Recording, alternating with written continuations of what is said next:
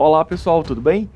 Bom, finalizamos aquela parte que nós estávamos falando sobre a classificação dos contratos, né? Foram 6 partes, se não me engano, e agora vamos falar sobre a interpretação dos negócios jurídicos. Superada aquela fase, vamos falar agora sobre interpretação dos negócios jurídicos. Depois dessa aula de número 9, que é a aula de hoje, nós vamos então resolver questões sobre tudo que nós falamos até essa aula 9, tá? Da aula 1 à aula 9, nós vamos tratar sobre resoluções de questões de concurso.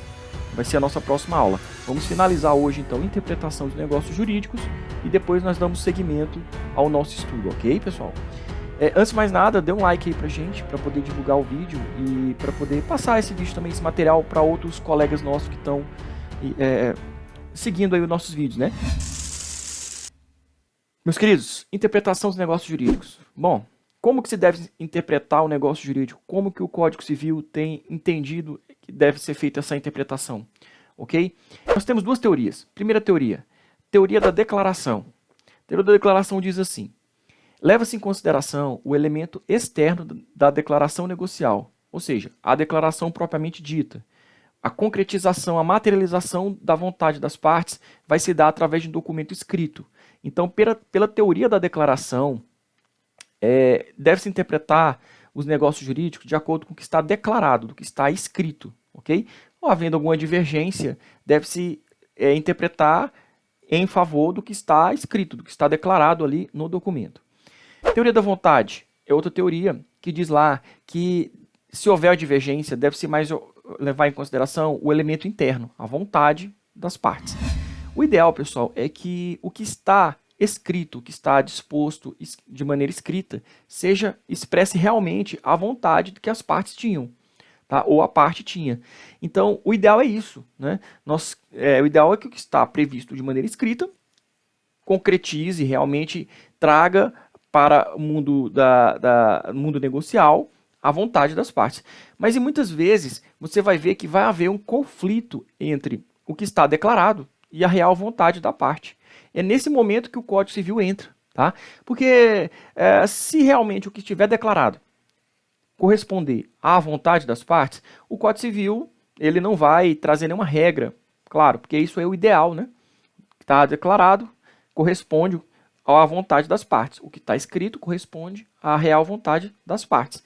Agora, e quando houver divergência, professor, deve-se dar mais preferência ao que está declarado, ou seja, à declaração propriamente dita, ao documento escrito, por exemplo, ou deve-se interpretar mais favorável à vontade que as partes tinham no momento da celebração do contrato? Bom, o que vocês acham? Vamos ver então como que se posicionou o nosso Código Civil quando houver então essa divergência entre o que está declarado e a vontade real das partes. Observe o artigo 112, o que ele diz? Acompanha aí. Nas declarações de vontade se atenderá mais à intenção nelas consubstanciada do que ao sentido literal da linguagem. Então observe que o nosso legislador ele deu preferência à teoria da vontade, no sentido de que nas declarações de vontade se atenderá mais à intenção de que esteja consubstanciada do que realmente o que está escrito. Então, é mais importante na interpretação de cada declaração, é mais importante analisar a vontade da parte, o que está realmente intrínseco, né? Qual é a vontade real que as partes tinham no momento da celebração daquele negócio jurídico. Vamos para um exemplo para ficar bem claro isso aí. Tá? Quando houver uma divergência entre o que está declarado e a vontade das partes. Nós temos dois tipos de divergência. Temos a divergência intencional e a divergência não intencional. Vamos lá para a definição da divergência intencional. Ocorre quando declarante emite de maneira consciente e livre uma declaração divergente da sua real vontade. Ou seja, o declarante ele emite de maneira consciente, ou seja, sem nenhum tipo de interferência externa, ele emite uma declaração, né? Só que ela diverge, ela é diferente da real vontade dele. Ele produz uma declaração escrita, só que o que foi declarado é divergente da real vontade dele, tá? Vamos lá, por exemplo, contrato de compra e venda de um automóvel. Então, a pessoa vai comprar um determinado automóvel. esse carro aqui, por exemplo, né? Ele chega para a esposa dele e diz assim: olha, eu estou querendo comprar um carro novo para mim e eu optei por esse carro aqui. E a esposa dele fala: não, tudo bem, esse carro aí é um carro bom, né? Que bom que você comprou esse carro aí para você. Então, você observe. Esse exemplo aqui é dado pela doutrina, um exemplo bem elucidativo, né?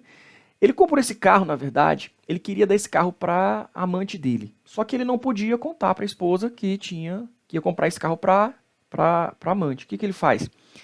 Ele diz para a esposa dele que comprou o carro para ele, só que na verdade ele vai dar o carro para a amante, alegando para a esposa de que a amante vai então comprar esse carro dele, né? Então ele compra o carro e fala para a esposa assim: ah, eu enjoei do carro, não gostei do carro, vou vender ela para aquela senhora lá, que na verdade é a amante dele. E ele vai e a esposa dele concorda, fala: se você não gostou do carro, então vende o carro para aquela pessoa, né? Ele vai lá vender o carro para a pessoa, vende, só que na verdade ele não, a outra pessoa não vai pagar, essa senhora não vai pagar para ele. Por quê? Porque a vontade dele real é uma doação e não um contrato de compra e venda. Perceba que existe uma divergência. Ele vai até fazer o contrato bonitinho de contrato de compra e venda, né, com essa pessoa, com essa senhora. Só que a real vontade dele é de fazer uma doação, porque ele não vai receber a contrapartida pela entrega do carro. Ele vai entregar o carro, mas não vai receber nenhum valor. Tá? Então veja bem, essa divergência é chamada de divergência intencional. Isso porque ele tinha um amante, e aí a real vontade dele era fazer uma doação e não uma venda. Ele vai lá e faz então o contrato de compra e venda de automóvel, né, em que ele vai lá e vende para essa senhora, João da Silva, casado, empresário, tudo nome fictício, tá, pessoal? Inventado aqui. A compradora é Maria Alencar, a solteira, médica, endereço tal. O objeto lá, o carro, né, a descrição do carro. O preço, tá aqui 280 mil, o valor do veículo. A obrigação do vendedor, tá lá as obrigações, pagamento de multa, tal. Obrigação da compradora, que é efetuar o pagamento do valor do carro, parte à vista e parte através de transferência, um cheque de 100 mil, tal. Despesas de transferência, a carga do compradora. Vem lá, elegendo o foro de Balsas, Maranhão, para dirimir as dúvidas. O vendedor vai lá e assina, a compradora vai lá e assina, testemunhas vão lá e assinam. Perceba que o contrato de compra e venda, o que está declarado ali, está perfeito. Só que a vontade real de João não era vender o carro para Maria, sua amante, era de doar o carro, né? Então, se fôssemos fazer o contrato mesmo, seria assim, um contrato de doação pura, em que o doador seria João, a donatária seria a Maria Alencar, o doador, então, por livre e espontânea vontade, sem quaisquer condições em cargos, faz a doação do automóvel, aquele automóvel que nós falamos, a donatária declara que aceita o automóvel, né? O foro elege o foro, por exemplo, foro de Balsas, Maranhão, doador vem ali e assina, a donatária vai lá e assina também, e as testemunhas assinam. Isso aqui, essa declaração aqui, é que realmente corresponde à vontade do doador, do João, né? Só que ele fez aí, ele praticou um ato chamado de simulação. Como assim simulação? Ele compra um carro, ele diz para a esposa que não gosta do carro, e aí ele diz que vai vender para outra pessoa, na verdade ele diz que vai vender para outra pessoa, essa outra pessoa é a amante dele. Ele vai e vende esse carro, ele alega estar vendendo, faz um contrato escrito, só que na verdade ele está fazendo uma doação. Tá? Então nós temos aí o seguinte, que o que está declarado é uma compra, um contrato de compra e venda de automóvel. Tá? O que está declarado lá, o documento, é um contrato de compra e venda de automóvel. Que é diferente da real vontade do João, que na verdade era uma doação pura e simples para sua amante. Isso aqui trata-se de uma simulação. Essa simulação, por certo, ela é nula, é inválida. Tá? Então é um negócio jurídico que houve um vício social chamado de simulação e esse contrato é nulo. Observe que aqui vai se levar mais em consideração a vontade da parte e não o que está declarado. Tá? Não obstante, está tudo declarado, tudo certinho, mas a real vontade dele era de fazer uma doação pura. Portanto, interpreta-se no sentido de que mais vale a vontade do que está declarado. Se houver divergência, né, entre o que está declarado e a vontade, vale mais a vontade. Esse foi o entendimento seguido pelo nosso legislador aqui no nosso Código Civil de 2002. Tranquilo? Bom, aí nós temos também a divergência não intencional. A divergência não intencional, pessoal, é quando o declarante é obrigado a emitir uma declaração divergente da sua real vontade. Nesse caso aqui, não há intenção, não há vontade dele. Ele ele vai fazer uma declaração, só que é divergente da real vontade dele, muitas vezes porque ele é coagido. A doutrina dá o exemplo aí da coação moral ou coação física, né? Por exemplo, o contrato de doação puro. Alguém não quer doar algo para alguém, mas aí por uma coação física, a pessoa está lá acamada, a outra vai lá, pega a digital da pessoa, vai lá e coloca no documento de doação. Nesse caso, ele está praticando uma coação física. A pessoa não está tendo vontade de doar para ele. Perceba que o que está declarado no contrato de doação não é a real vontade do doador, do suposto doador, né? Ele não queria doar aquele bem para o donatário. Mas a pessoa vai lá, aproveitando que a pessoa está então acamada, está doente, pega o digital dele lá e coloca no documento. Nesse caso, houve uma coação física. É uma divergência? Sim, uma divergência entre o que está declarado e a real vontade da pessoa. Essa divergência é intencional ou não intencional? Não intencional. Ele não tinha vontade, então, de celebrar um contrato de doação, de doar o bem para o donatário. Na verdade, alguns doutrinadores dizem, pessoal, que inclusive aqui não trata-se nem de contrato. Alegam que nesse caso não haveria nem a vontade, né? Que é uma pessoa que pega, quando a coação é moral, tudo bem. Há a vontade, mas quando a coação é física, não existe sequer a vontade, ou seja, não haveria sequer um contrato. Mas aqui é só para título de exemplo, para vocês entenderem, uma divergência não intencional. Poderia ser uma coação física, por exemplo. Tá bom? Seguindo, vamos para outro tipo de interpretação, né? Interpretação de acordo com a boa-fé. Muito importante, isso aqui tem que estar presente em todos os negócios jurídicos. Diz lá o artigo 113, acompanhe a leitura.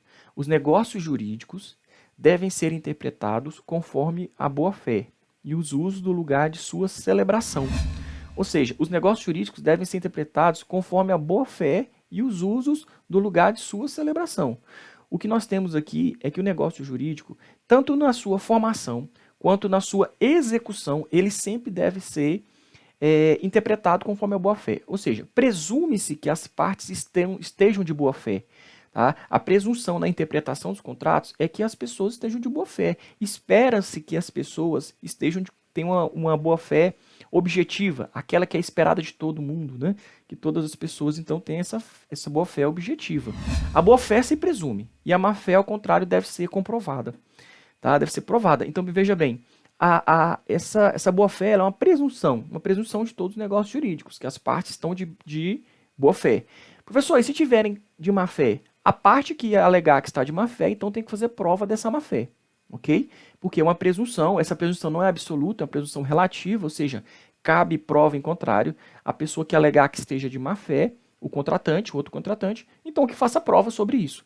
Tá? Mas quando você pega um contrato, a primeira interpretação que você tem que fazer é de acordo com a boa-fé, esperando-se que as partes estejam de boa-fé na relação jurídica contratual. Ok? É essa a interpretação que se faz aí e também o que se espera das partes, que elas estejam agindo de boa-fé, é a boa-fé contratual. Outra questão de interpretação é a interpretação restritiva. Bem legal isso aqui. Olha só o que diz o artigo 114 do Código Civil. Os negócios jurídicos benéficos e a renúncia interpretam-se de maneira estrita, estritamente. Tá? De maneira estrita, estritamente. Ou seja, os negócios jurídicos, quando benéficos, ou a renúncia, deve-se interpretar que não de maneira extensiva, mas de maneira estrita, claro, porque se já é um negócio jurídico benéfico, você não pode interpretar ele de maneira extensiva. Também se é uma renúncia, também você não pode interpretar de maneira extensiva, e sim apenas aquilo que foi incluído como objeto do negócio jurídico benéfico, ou apenas aquela renúncia que foi disposta ali na declaração de renúncia. Então, vou dar um exemplo aqui para ficar bem claro. Doação pura. Tá? Se eu dou um carro para alguém, eu estou fazendo aqui um negócio jurídico benéfico. Estou doando, né? É um contrato benéfico. Então, estou doando um carro para alguém. Você não pode interpretar que na doação do carro vai junto também um tanque cheio. Claro. Seria você interpretar de maneira extensiva esse negócio jurídico benéfico. Esse contrato de doação é um contrato de doação benéfico? Sim. Né? Nesse caso, não se pode interpretar de maneira extensiva. Dizer, olha, nesse caso você vai entregar o carro, você está me doando o carro, então você tem que me doar ele com o tanque cheio, porque está me dando o carro, tem que ser o tanque cheio. Não, não é assim, pelo contrário. Se eu estou doando o carro, é só o carro. A interpretação é de maneira restritiva. Tá? Esse exemplo aqui também muito esclarecedor, dado aqui também pela doutrina. A gente tem outros exemplos aí que podem ser usados também. Por exemplo, se eu dou um tablet para alguém, Ela não pode dizer, olha, o donatário não pode chegar e falar, ué, cadê a capinha do tablet? Cadê a película do tablet? Não tem. Não, calma. Eu doei o tablet.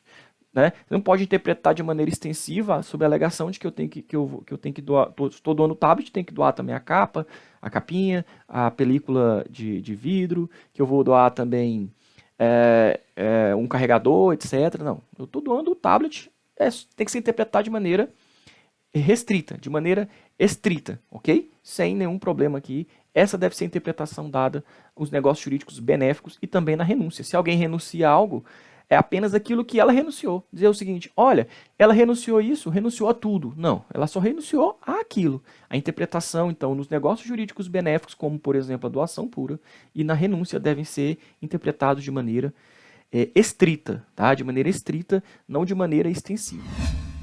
Tranquilo? Vamos lá, outra interpretação. Interpretação no contrato de adesão. Primeiro vamos relembrar o que é um contrato de adesão, né, pessoal? Contrato de adesão é aquele contrato que chega para você pronto. Ele entrega para você de maneira pronta. A pessoa chega lá e fala, olha, o contrato está aqui, assine. Não cabe a você discutir cláusulas do contrato. O contratante ele não te dá a possibilidade de discutir as cláusulas contratuais. Diz lá o artigo 423 do nosso Código Civil.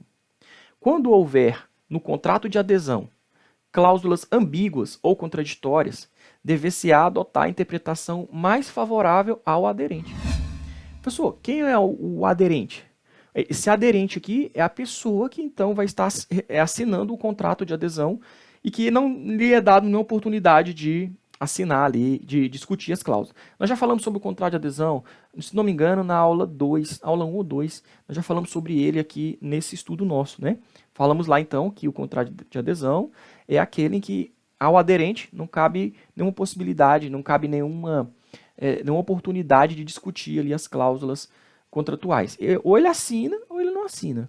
Tá? Se ele assinar, fez o contrato. Se ele não aceitar com as cláusulas contratuais, a parte também não vai ser obrigada a estar mudando as cláusulas. Mas veja bem, se o aderente tem essa desvantagem de não poder discutir as cláusulas, por outro lado, o Código Civil diz lá no 423 que se houver uma ambiguidade, se houver alguma cláusula contraditória, aí vai se interpretar de maneira mais favorável ao aderente, que foi exatamente a pessoa, a parte contratante, que não teve oportunidade de discutir a cláusula. Tá? Então, é até uma política aí de dizer o seguinte, bom, se tem alguma divergência, se tem alguma ambiguidade, alguma contradição, tem que se interpretar de maneira mais favorável ao aderente. Claro que foi quem não teve oportunidade de discutir as cláusulas contratuais. Certo? Seguindo, o artigo 424 diz lá, nos contratos de adesão, são nulas as cláusulas que estipulem a renúncia antecipada do aderente a direito resultante da natureza do negócio. Pessoal, isso cai muito em concurso. Esse artigo aqui, ele é muito cobrado em concurso. Tá? Observe qual é o sentido dele. Né? Diz lá, nos contratos de adesão, certo, são nulas, ou seja, são inválidas, são nulas, as cláusulas que estipulem a renúncia antecipada do aderente. Então, o que seria essa cláusula que estipula uma renúncia antecipada do aderente?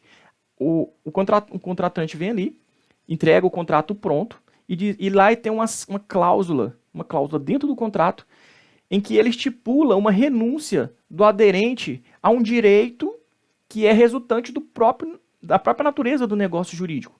Exemplo dado pela doutrina é o seguinte, a pessoa chega na universidade para fazer a matrícula, ela oferece um contrato ali de prestação de serviço educacional de ensino superior, mostra para ele e a pessoa fala assim, o aderente fala assim, poxa, ele vai ler o contrato e vê uma cláusula lá dizendo que ele não poderá, por exemplo, fazer uso da biblioteca, dizendo lá que ele não poderá fazer uso da biblioteca da universidade. Aí ele fala assim, poxa, ele discute, né? Eu não posso fazer uso. A pessoa fala, não, o contrato esse é para todos, viu? Ele é um contrato dessa forma, ou você assina e faz a matrícula, ou você não assina e não faz a matrícula. Perceba que nesse caso, trata-se de um contrato de adesão, porque é um contrato que está para todos, ele não vai alterar a cláusula por sua causa. Só que, todavia, essa cláusula ela é nula, ela é inválida, porque ela está estipulando ali uma renúncia antecipada do aderente, né, da pessoa que vai assinar, a um direito que é resultante da própria natureza do negócio jurídico, que é o direito de usar a biblioteca, que é o direito de pegar livros emprestados. essa cláusula é inválida, ela é nula, tá? Por duas razões. Primeiro, porque é um contrato de adesão. Segundo, porque ela está estipulando uma renúncia antecipada do aderente. O aderente não tem outra opção, ele tem que assinar. Então, ele assina, mas essa cláusula é nula em decorrência desses fatores aí. Ok? Cai muito em concurso isso aqui. Então, essa cláusula ela é nula, ela é inválida, certo? Não se esqueça disso aqui. Talvez, eu acho que nas questões que nós vamos fazer na aula seguinte, que a próxima aula agora vai ser só resoluções de questões de concurso, vai ter, inclusive, eu acho, a menção sobre esse artigo 424 aqui do Código Civil. Ok, pessoal? Vamos lá, continuando. Interpretação nos testamentos. Testamento é um negócio jurídico, tá? Não se esqueçam, já falamos sobre isso lá na aula 1. Testamento não é contrato. Testamento é uma espécie de negócio jurídico, contrato é uma espécie de negócio jurídico, ok? Como que se interpretam os testamentos? Como deve ser interpretado? O artigo 1899 diz lá: quando a cláusula testamentária for suscetível de interpretações diferentes, prevalecerá a que melhor assegure a observância da vontade do testador. Então veja bem, o que vale mais é a vontade do testador. Mas perceba que ele diz aqui assim: quando a cláusula testamentária for suscetível de interpretações diferentes, quando ela tiver uma ambiguidade, quando ela tiver uma interpretação, gerar interpretações diferentes. Aí você vai falar, professor, aí o que prevalece? A vontade do testador ou o que está previsto ali no testamento? A vontade do testador. A observância do testador no momento em que ele mandou lavrar ali, em que lavrou o testamento.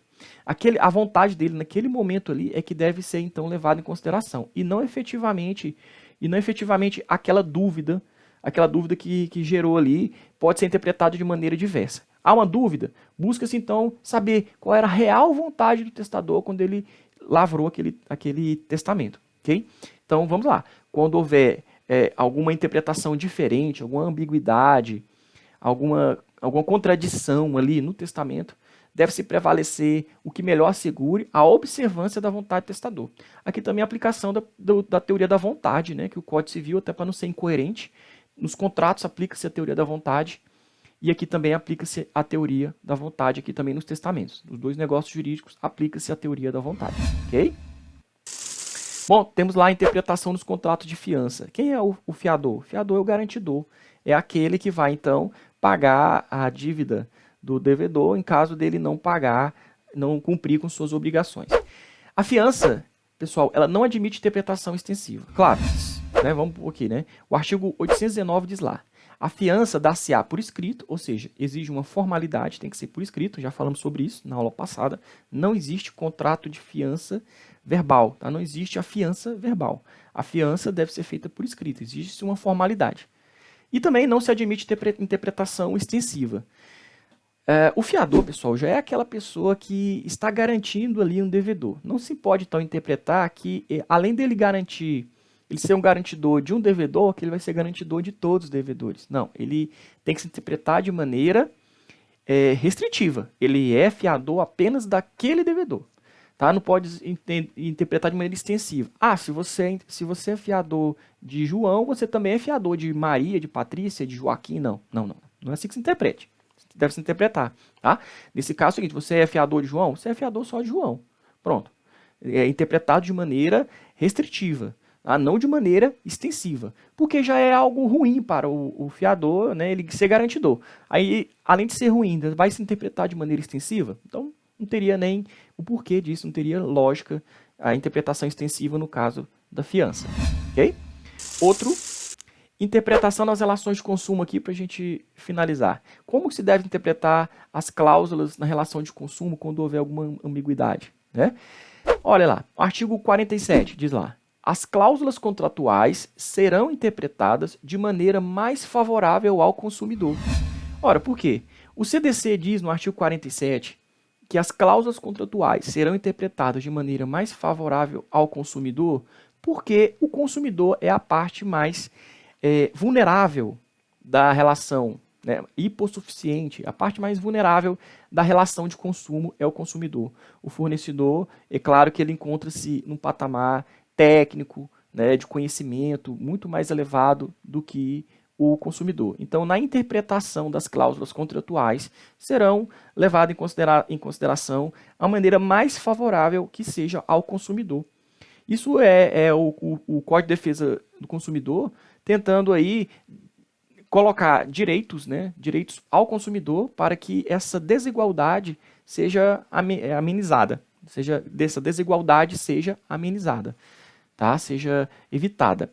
Então, pessoal, sempre que for interpretar um contrato nas relações de consumo, deve se interpretar de maneira mais favorável ao consumidor, certo? Aqui também, no que diz respeito à relação de consumo, Código de Defesa do Consumidor, artigo 47. Acesse lá o nosso blog, certo? Inscreva-se também no nosso canal aqui, para poder você ir recebendo outros vídeos nossos aí. Dê um like pra gente, dê um gostei pra gente aqui, pessoal, tá? Ajuda o nosso canal para divulgar para outros colegas nossos, fazer o estudo junto com a gente, beleza?